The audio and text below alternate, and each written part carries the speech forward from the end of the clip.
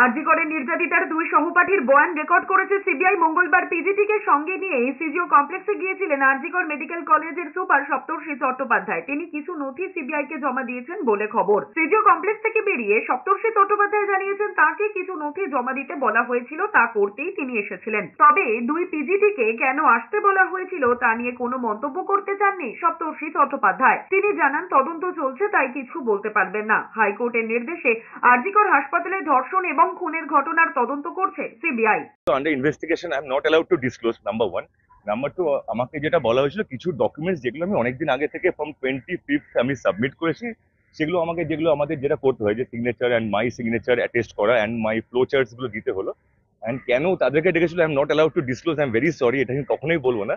But since is under investigation we are all cooperating with the team of investigation, এইটুকু আমি surely বলতে পারি।